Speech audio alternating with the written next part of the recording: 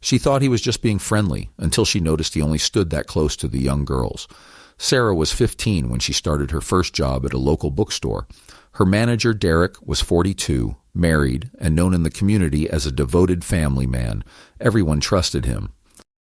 What nobody noticed at first was that he followed different rules for different people. With adult employees and customers, Derek kept a normal, professional distance, standing back, keeping conversations brief, and respecting boundaries. But with the teenage girls who worked there, something shifted. He leaned in uncomfortably close when explaining tasks. He'd put his hand on the small of their back when passing by, even when there was plenty of room. During conversations, he'd step forward every time they stepped back, like a dance they never agreed to. Sarah felt uncomfortable, but couldn't explain why. He wasn't touching her inappropriately. He wasn't saying anything wrong.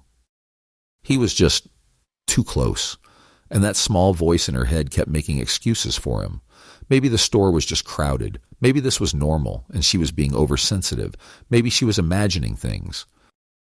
The pattern continued for months. Derek would find reasons to be alone with the younger employees in the stockroom. He'd text them about schedules late at night.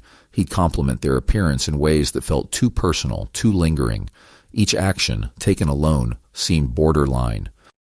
But together, they formed a clear picture that nobody wanted to see. One evening, Sarah watched Derek interact with a male employee and then immediately turned to help a 16-year-old girl who'd just been hired. The difference was striking. With the boy, he stood 3 feet away. With the girl, he moved within inches, touching her shoulder, leaning over her to point at something on the computer screen when he could have just told her. That's when Sarah understood. This wasn't accidental. This was testing.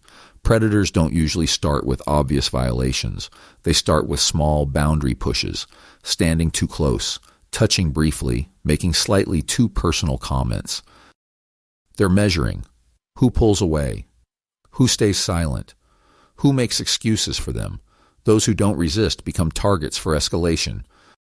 Sarah started documenting everything: times, witnesses, specific actions. She talked to other girls who'd worked there. Every single one had stories. The girl who quit after 2 weeks because she felt uncomfortable but didn't say why. The one who stopped taking closing shifts. The one who thought she was crazy for being bothered by such small things. When Sarah finally reported Derek to the district manager, he acted shocked. Derek, he's been here for years. He's never had complaints. But when they interviewed other employees with specific questions about his behavior, the pattern emerged. 6 girls with nearly identical experiences. All young, all subjected to the same boundary violations that seemed too minor to report, but too persistent to ignore. Derek was fired. No criminal charges. His behavior, while predatory, hadn't crossed into illegality. But he lost his job, his reputation, and his access to young employees. More importantly, those girls learned their instincts were right. That discomfort meant something, that persistent boundary violations aren't accidents or friendliness, they're calculated tests.